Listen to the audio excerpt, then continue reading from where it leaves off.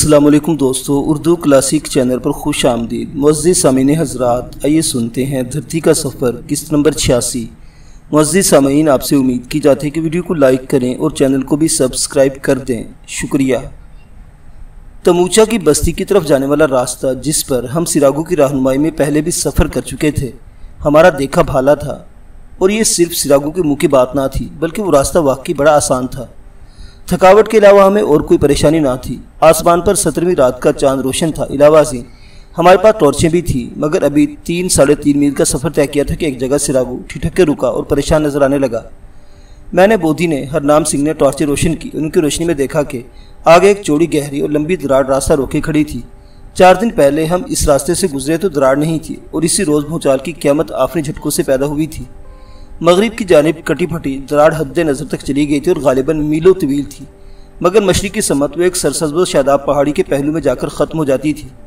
दरार के साथ साथ हमने इसी पहाड़ी का रुख किया और 1-1.5 मील का चक्कर काट कर फिर असल रास्ते पर आ गए। अंदेशा था ज़बरदस्त ज़लज़ले ने शायद और भी कई जगहों पर दरारें डाल दी हों, मगर रास्ते में और कोई दरार न मिली। काफ़िला आधी रात के वक्त बस्ती में दाखिल हुआ तो वहाँ भी कुछ और ही नक्शा था। बस्ती के लोग खिलाफ तोक्को जाग रहे थे और मशलों की रोशनी में अपने पत्थर के मकानों की मुरम्मत कर रहे थे। भूचाल के शदीद झटकों से बेशतर घरों की छतें ज़मीन बोस हो गईं और बाज़ दीवारें भी ढह गई थीं। सिरागू ने बस्ती में दाखिल होते ही अपनी आमद का ऐलान किया तो जर्द वहशी हमारे गिर्द इकट्ठा होने लगे, मगर इस बात पर हैरान थे कि हमारा काफिला पहले से बड़ा हो गया और इसमें बहुत से अजनबी लोग शामिल हैं। कुछ लोगों ने 17वीं के चांद और मिशलों की रोशनी में अब्बू उनके साथियों को पहचान लिया, जिनसे 15 बरस पहले लड़ाई हुई थी। इन्हें देखते ही वो हैरत और खौफ के मारे चीखने चिल्लाने लगे। सिरागू ने इन्हें खामोश रहने का हुक्म दिया और एक वहशी को कारा और तमूचा की तरफ दौड़ा दिया कि इन्हें हमारी वापसी की इत्तला दे। दोनों फौरन अपने महल से बाहर आ गए और चबूतरे पर फिरोजा शम्मों की रोशनी में हमारे साथ एक भीड़ देखकर हैरान हुए, मगर वो भीड़ जाने पहचाने लोगों की थी। दिन, महीने, साल गुजरने के साथ साथ अगरचे चेहरों में कुछ तब्दीली आ गई थी, लेकिन तमूचा ने अब्बू, क्लारा आंटी और उनके मुहावजों सोंगा मोंगा को फौरन पहचान लिया और हैरतज़दा लहजे में बोली, नासिर नवाब। दुगल के जरिए मैंने कारा और तमूचा को बताया कि मौत की वादी से मुझे मेरे वालिद और इनके साथी मिल गए हैं, जो 15 बरस पहले वादी में दाखिल हुए और इसके ऊंचे हिसारों में घिर गए, क्योंकि जब देवताओं के तुनू ने आग उगली वो सुरंग बंद हो गई थी जिसके रास्ते वो अंदर गए थे। कारा और तमूचा इस बात पर दंग रह गए कि अब्बू और इनके साथी 15 बरस मौत की वादी में घिरे रहे। फिर कारा ज़रा आगे बढ़ा और बोला, नासिर नवाब, मैं बस्ती में तुम्हारा स्वागत करता हूँ, और अब्बू के एहतराम में गर्दन झुका दी। तमूचा भी आगे बढ़ी और कमर तक झुक गई। नासिर नवाब, मैं तुम्हें मुबारकबाद देती हूँ कि तुम मौत की वादी से जिंदा निकल आए, हालांकि आज तक किसी को इस वादी से जिंदा निकलते नहीं देखा गया। अब्बू ने इन दोनों का शुक्रिया अदा किया और ब्याह की मुबारकबाद दी। फिर मैं, अब्बू, Clara aunty, Prince Indira, Bodhi, Harnam Singh, सोंगा मोंगा और अपने तर्जमा दुगल के साथ चबूतरे पर पहुंचा। सिरागू हमारे आगे आगे था। सारी बस्ती में हमारी आमद का शोर मच गया था। अब्बू और इनके साथियों की वापसी किसी अचंभे से कम ना थी, जिनके मुतल्लिक वैश्यों में मशहूर था कि वो सबके सब लुम्बारू का लुकमा बन गए थे। वैशी, मर्द और औरतें ने देखने के लिए चौक दर चौक चबूतरे के आसपास जमा होने लगे। मैंने इन लोगों को बता दिया। दुग्गल इनकी बोली में मेरी बातों का तर्जमा करता जा रहा था और ये बताया कि कुछ दिन पहले उन्होंने लुम्बारू को कुर्बानी न देने का अहद किया था और अब इन्हें कुर्बानी देने की ज़रूरत भी नहीं, क्योंकि लुम्बारू का पूरा कुंबा ख़त्म हो चुका है। वैशी हैरतज़दा रह गए। फिर मैंने इंकिशाफ किया, लुम्बारू, जिसे तुम लोग देवता मानते और समझते थे कि उस वक्त से है जब दुनिया बनी थी और उस वक्त तक रहेगा जब तक दुनिया रहेगी, 15 बरस पहले लावे के सैलाब में गर्क हो गया था और मैं मौत की वादी में इसकी कब्र देख आया हूँ, जिसके अंदर वो अपने अजीम जुस्से समेत दफन है। इस इंकिशाफ पर वैशी भुचक के रह गए कि लुम्बारू भी मर सकता है और मर गया है। मैंने एक और इंकिशाफ किया। नए मंदिर में जो भेंट दी जाती रही वो लुम्बारू को नहीं बल्कि इसकी मादा को दी जाती थी, और मंदिर के अगवा ने यह बात लोगों से छुपाई थी कि लुम्बारू मर चुका है। इस इंकिशाफ पर वैश्यों में सनसनी फैल गई। मेरे इशारे पर पोची, जो मंदिर के पुजारियों और रुखवालों में से था और तन्हा जिंदा बचा था, चबूतरे पर आया। इसने मेरी बात की तस्दीक कर बताया, अगवा जानता था कि देवता बदल गया है और लुम्बारू की जगह इसकी मादा भी हटने आती है, मगर अगवा ने मंदिर के सारे रखवालों और पुजारियों को ताकीद कर दी थी कि हम लुम्बारू के मरने का भेद किसी को ना बताएं। लुम्बारू की मौत का राज छुपाकर अगवा ये जाहिर करना चाहता था कि देवता गैरफानी है और इसे मौत नहीं आ सकती, मगर मैंने न सिर्फ लुम्बारू की मौत का भेद खोल दिया बल्कि अगवा और पुजारियों और रखवालों की हवस परस्ती का किस्सा भी सुनाया कि वो लोग जवान और खूबसूरत औरतों को भेंट मंदिर के हुजरों में छुपा लेते और इन्हें अपने हवस का निशाना बनाते थे। पूची ने मेरे इस किस्से की भी तस्दीक कर दी और सबूत में तारा, डोगरी, रेशमा और राबे को पेश किया गया। तीनों कश्मीरी लड़कियां कुर्बानी के पिछले त्यौहार पर मंदिर में पहुंचाई और लुम्बारू की भेंट की गई थी, मगर वैश्यों के सामने जिंदा सलामत खड़ी थी। इस तरह देवता की ज़िंदगी के साथ साथ اس کے اغوا پجاریوں اور رکھوالوں کا بھرم بھی جاتا رہا۔ پھر میں نے بتایا کہ دراصل لومبارو ڈائنوسار جانوروں کی مخلوط نسل کا درندہ تھا جو اپنی مادہ اور بچوں کے ساتھ 2 شاخے درختوں کے جنگل سے پرے پہاڑی ٹھکانوں میں رہتا تھا۔ 15 برس پہلے وہ لاوے کے سیلاب میں غرق ہو گیا، مگر اس کی مادہ اور 2 بچوں کو میں نے اور میرے ساتھیوں نے ان کے بھٹ میں جا کر ہلاک کر دیا۔ اب آدم خور لومبارو کا پورا کنبہ مر چکا اور آدمیوں کی قربانی کی لعنتی رسم عملاً ختم ہو گئی ہے۔ میں نے وحشیوں کو یہ بھی بتایا کہ موت کی وادی اصل میں ابتدائی دور کے عظیم الجثہ ڈائنوسار جانوروں کی دنیا ہے اور وہاں لومبارو سے بھی بڑے بڑے عظیم الجثہ جانور موجود ہیں، مگر ان کی چنگھاڑیں اور دھاڑیں اونچے حصاروں سے باہر اس لیے سنائی نہیں دیتی کہ ان جنگلوں کے گرد جہاں وہ رہتے ہیں گہرا دریا حائل ہے، اور اس دریا میں اور پانی کی کھاڑیوں میں بڑے بڑے خونی گھڑیال اور اکتوسورس ایسی خوفناک بلائیں رہتی ہیں جو ڈائنوسار جانوروں کو بھی کھا جاتی ہیں۔ وہ ان جنگلوں سے باہر نہیں نکلتے اور جنگل اونچے حصاروں سے 15-16 میل دور ہیں، مگر بڑا بھوچال جو 15 برس کے بعد آیا ان جانوروں کے لیے بھی تباہ کن ہوگا، کیونکہ دیوتاؤں کے تنور کے ساتھ وادی کے سارے جوالا مکھی پھٹ گئے۔ بہتی آگ نے پوری وادی کو گھیر لیا، 2 شاخے درختوں کے تمام جنگل جل گئے اور لاوے کے سیلاب اور جنگلوں میں بھڑکتی آگ نے ڈائنوسار جانوروں کو کھا لیا ہوگا۔ موت کی وادی میں آگ ابھی کئی دن بھڑکتی رہے گی۔ زرد وحشی یہ باتیں سن کر حیران و ششدر رہ گئے۔ اب یہ بات ان کی سمجھ میں آ گئی کہ لومبارو کوئی غیر فانی دیوتا نہیں بلکہ ڈائنوسار نسل کا ایک درندہ تھا جس کی وہ پوجا کرتے رہے، مگر ان ساری باتوں سے جنہیں سن کر وہ گرداب حیرت میں ڈوبتے ابھرتے رہے۔ ایک بڑی بات میں نے ابھی تک نہیں بتائی تھی، جب وہ وادی حیرت و اسرار کے بہت سے بھید جان گئے جو آج تک ان سے پوشیدہ تھے۔ میں نے صدیوں کی روح پر اس طرح تگائی کی موت کا ذکر کیا اور بتایا کہ جب ہم موت کی وادی سے لوٹے تو بوڑھے تگائی کو اس کی غار میں مرا پایا۔ جو ہی دگل نے میری باتوں کو وحشیوں کی زبان میں پہنا رہا تھا اور اس طرح تگائی کی موت کا حال سنایا، سارے مرد عورتیں دم بخود رہ گئے۔ وہ لوگ دیوتا کی طرح تگائی کو بھی غیر فانی سمجھتے تھے، کیونکہ تگائی خود کہتا رہا تھا کہ وہ انگیز زمانوں سے جی رہا ہے اور جب سے دنیا بنی ہے اس پر ہونے والے واقعات کو دیکھتا رہا ہے۔ وہ ان کے باپ دادوں، پڑدادوں، نگڑ دادوں اور ان سے بھی اوپر کے رشتہ داروں کے بارے میں جانتا اور زمانوں کی گرد میں چھپے ماضی کے قصے سنا کر انہیں حیران کر دیا کرتا تھا۔ اس لیے وحشی سے صدیوں کی روح کہتے اور اپنا پہلا آدمی مانتے تھے۔ وہ یہ بھی سن چکے تھے کہ پراسرار تگائی ہزاروں اور لاکھوں برس سے جیتا جیتا تھک گیا اور اب مر جانا چاہتا ہے، مگر انہیں یقین نہیں تھا کہ وہ مر جائے گا۔ میں نے سراگو کو اشارہ کیا، وہ تگائی کے مرنے کا حال سنائے اور بتانے لگا۔ جب ہم سپہر کے وقت غار میں پہنچے، صدیوں کی روح تگائی اپنی چٹائی پر چت پڑا تھا اور اس کا جسم خالی ہو گیا تھا۔ تگائی کی وصیت کے مطابق اس کی چتا غار کے چبوترے پر بنائی گئی اور وہیں اس کا خالی جسم جلا دیا گیا، مگر جب وہ جسم آگ میں جلنے لگا بڑا بھوچال آیا اور دیوتاؤں کا تنور بہتی آگ اگلنے لگا۔ شاید اتنا بڑا بھوچال اس لیے آیا کہ تگائی دنیا سے چلا گیا۔ سراگو کی بات سن کر وحشی سکتے میں آ گئے، تموچا بھی گمسم ہو گئی، مگر کارا نے کہا تگائی جو کچھ جانتا اور جو کچھ کہتا تھا وہ پورا ہو گیا، اور وہ یہی کہتا تھا کہ دیوتاؤں کی طرح اس کی موت کا وقت بھی قریب آ گیا ہے۔ میں نے کارا کی دلچسپی کی بات چھیڑ دی۔ کارا، جب ہم تگائی سے مل کر نئے مندر کی طرف جا رہے تھے اس نے تمہارے بارے میں بھی کچھ کہا تھا۔ کیا کہا تھا؟ سراگو سے پوچھو۔ میں نے سراگو کی طرف انگلی اٹھائی۔ سراگو نے کہا صدیوں کی روح تگائی نے مجھے اپنی مالا دے دی اور اغوا کو دکھا دوں، اور وہ بتانے لگا کہ میں اس کا ایلچی ہوں۔ اس نے مالا دکھائی اور بتانے لگا وہ تگائی سے میری آخری ملاقات تھی۔ اس نے کہا تھا جب تم لوٹ کر آؤ گے مجھے جیتا نہ پاؤ گے۔ تب میں نے کارا، بادشاہ کے بارے میں، ملکہ تموچا کے بارے میں اور اپنے بارے میں پوچھا، اور صدیوں کی روح نے کہا تھا کارا اور تموچا تینوں قبیلوں پر حکمرانی کریں گے، سب لوگ انہیں اپنا حکمران مان لیں گے، اور سراگو تو میری جگہ چٹائی پر بیٹھے گا جہاں آج میں بیٹھا ہوں، اور لوگ تجھ سے دانائی کی باتیں پوچھنے آیا کریں گے۔ یہ آخری بات تھی جو تگائی نے کہی۔ پھر وہ کسی سے کچھ نہیں بولا، اور میں وہ چٹائی جس پر بیٹھ کر تگائی گزرے زمانوں اور آنے والے دنوں میں جھانکتا اور تصویریں دیکھتا تھا اپنے ساتھ لے آیا ہوں، کہ اس نے اپنی چٹائی میرے لیے خالی کر دی اور خود آگ کے بستر پر سو گیا۔ یہ سنتے ہی کارا اور تموچا بڑے ادب سے سراگو کے سامنے جھک گئے، اور چبوترے کے آس پاس کھڑے سارے وحشی مردوں اور عورتوں نے بھی اپنی گردنیں خم کر دی۔ اب سراگو صرف غار والے کی جگہ قبیلے کا مذہبی پیشوا نہیں تھا، بلکہ صدیوں کی روح تگائی کا بھی جانشین تھا، اور تگائی کی جانشینی غار والے کی نیابت سے زیادہ اہم تھی۔ کارا اور تموچا اس بات پر خوش تھے کہ تگائی نے مرنے سے پہلے سارے قبیلوں پر ان کی حکمرانی کی پیشگوئی کی تھی۔ وہاں 3 ہی قبیلے تھے، ایک وہ جو کارا اور تموچا کا قبیلہ تھا اور وہی بڑا قبیلہ تھا، دوسرا چاغے بادشاہ کا قبیلہ جو شمال کی طرف رہتا اور بڑا جنگجو تھا۔ وہ لوگ گھوڑے پالتے اور شاہسواری کرتے تھے، زرد وحشیوں پر ان کا بڑا دبدبہ تھا۔ تیسرا مرو بادشاہ کا قبیلہ جو پورب کی جانب رہتا تھا اور 1500 مرد عورتوں پر مشتمل تھا۔ کارا نے اپنے دونوں ہاتھ بلند کر لیے اور مردوں اور عورتوں سے مخاطب ہو کر بولا، تم نے سن لیا کہ صدیوں کی روح تگائی نے مرنے سے پہلے کیا کہا تھا۔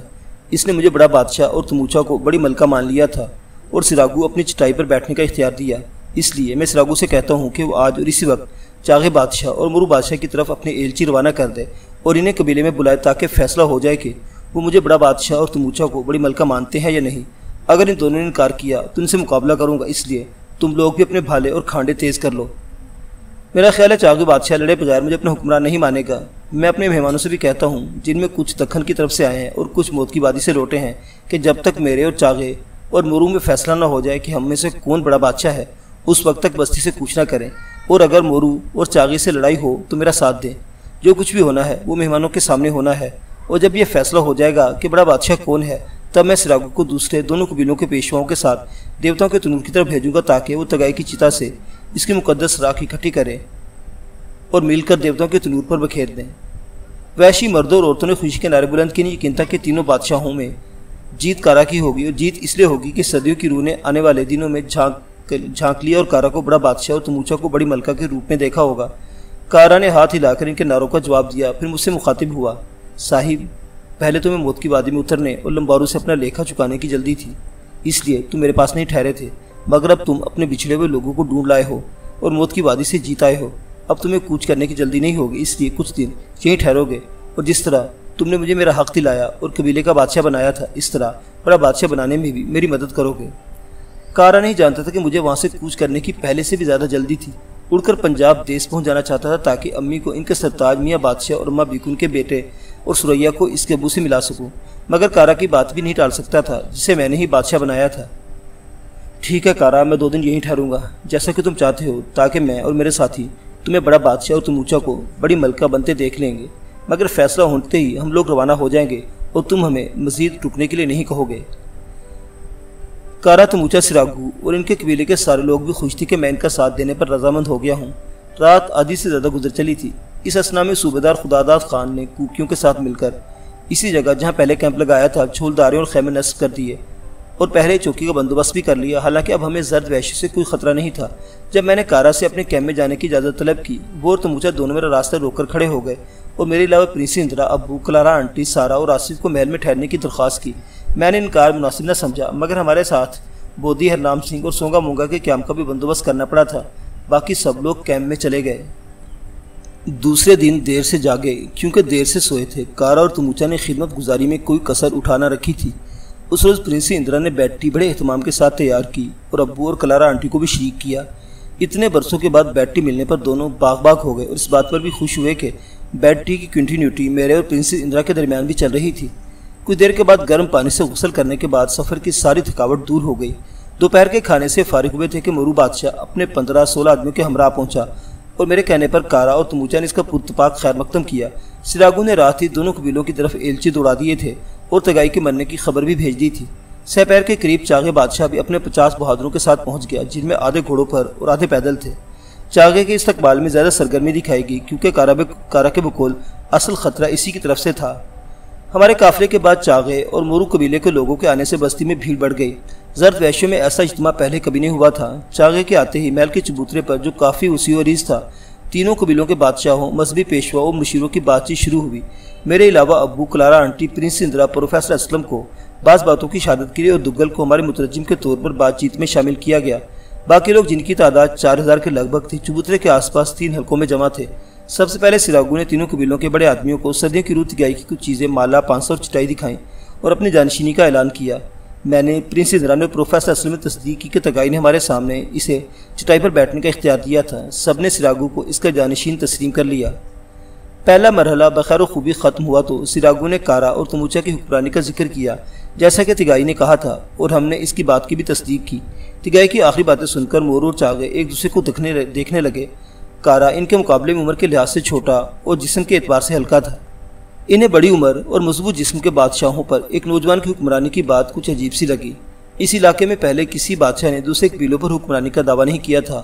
مورو اور چاغے دونوں اس انتظار میں تھے کہ پہلے کون اور کیا گفتگو کرتا ہے۔ آخر چاغے بولا اور کہنے لگا، سراغو، ہم نے مرنے والے کی باتیں سن لی ہیں اور اس کے آخری الفاظ کا احترام کرتے ہیں، مگر تم جانتے ہو پہلے کبھی تینوں قبیلوں پر کسی ایک قبیلے کی حکومت نہیں مانی گئی، اور جو بات پہلے نہیں ہوئی اب وہ کیوں ہو رہی ہے؟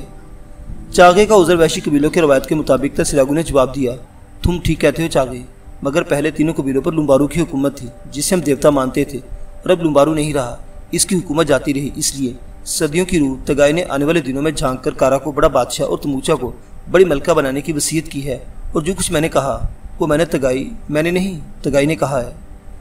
تینوں قبیلوں میں یہ بات بہت مشہور تھی کہ تگائی تب مرے گا جب دیوتا مر جائے گا، اور تگائی مر گیا تھا۔ چاگئی کچھ دیر اس بات پر غور کرتا رہا، پھر کہنے لگا، اگر یہ بات تگائی نے نہ کہی ہوتی تو میں کبھی نہ مانتا، لیکن وہ صدیوں کی روح اور ہمارے آباء و اجداد کو جانتا تھا اور ہمیں چھوڑ کر آگ پر سو گیا ہے۔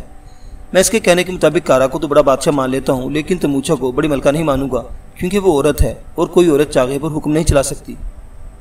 سب لوگ حیران رہ گئے۔ تموچا نے نفرت سے چاگئی کو دیکھا اور اپنے کھانڈے پر ہاتھ رکھ کر غصے میں کھڑی ہو گئی۔ چاگئی، میں عورت ہوں مگر تمہیں ڈھیر کر سکتی ہوں، اگر چاہو تو مقابلہ کر کے دیکھ لو، مگر تمہارے آدمیوں کو اس بات کا دکھ ہوگا کہ واپسی پر وہ جیتے جاگتے چاگئی کی جگہ مرے ہوئے چاگئی کو لے کر جائیں گے۔ یہ الفاظ چاگئی کو مشتعل کرنے کے لیے کافی تھے۔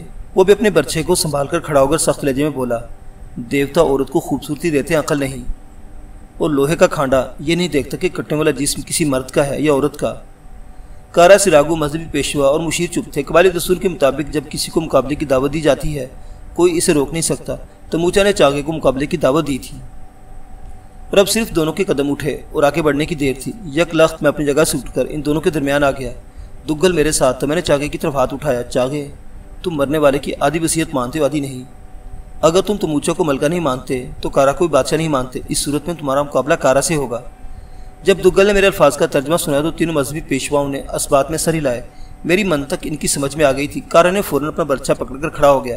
میں نے بھی اس کے ہاتھ کے اشارے سے وہیں روک دیا اور چاگئی سے مخاطب ہوا، تم تموچا کو ملکہ اس لیے نہیں مانتے کہ تموچا عورت ہے اور تم عورت سے نفرت کرتے ہو، مگر تم جیسے بہادر مردوں اور سورماؤں کو کمزور عورت ہی جنم دیتی ہے، اور تمہیں بھی ایک عورت نے ہی جنم دیا تھا۔ چاگئی یہ بات سن کر پریشان ہو گئے۔ مجھے بعد میں معلوم ہوا کہ اپنی ماں سے بے پناہ محبت کرتا تھا۔ اس نے آگے بڑھ کر اس کے کندھے پر ہاتھ رکھ دیا۔ مرد کتنا ہی بہادر کیوں نہ ہو، عورت کے سامنے کمزور ہوتا ہے۔ بہادر مرد عورت سے مقابلہ نہیں کرتے، اس کے سامنے ہتھیار پھینک دیتے ہیں، اس میں ان کی جیت ہوتی ہے۔ تم تگائی سے زیادہ عقل مند مرد نہیں ہو۔ اگر اس نے تموچا کو بڑی ملکہ بنانے کی بات کی ہے تمہیں اس بات کی مان لینی چاہیے۔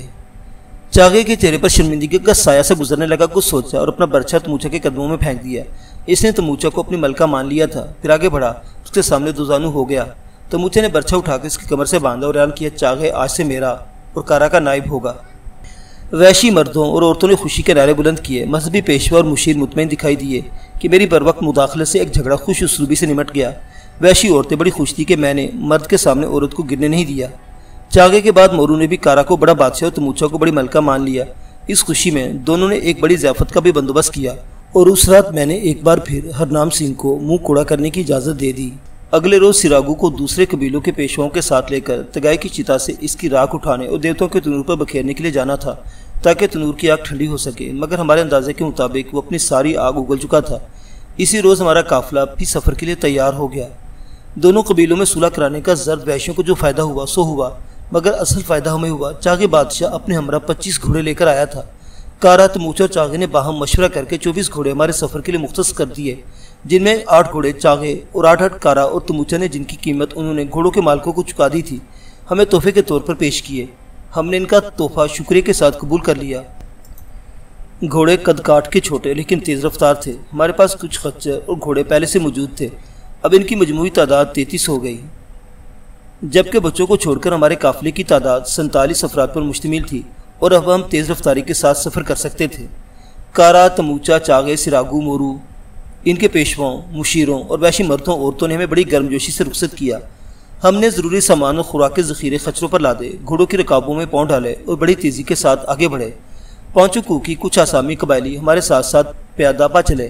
جیسا کہ میں پہلے عرض کر چکا ہوں، اڑ کر اپنے وطن پہنچ جانا چاہتا تھا تاکہ گھر والوں کو ان کی اور اپنی زندگی کا سب سے بڑا مسئلہ سنا سکوں، مگر جس طرح وقت لمحہ لمحہ گزرتا ہے اسی طرح سفر بھی قدم قدم کٹتا ہے۔ مسافت آدمی کی خواہش کے مطابق نہ گھٹ سکتی ہے نہ بڑھ سکتی ہیں، البتہ سفر کی رفتار جتنی تیز ہوگی منزل اتنی ہی قریب ہوتی چلی جائے گی۔ معزز سامعین حضرات، دھرتی کا سفر ابھی جاری ہے، آنے والی قسط انشاءاللہ آخری ہوگی۔ دعاؤں میں یاد رکھیے، دیکھتی رہیے اردو کلاسک۔ اللہ حافظ۔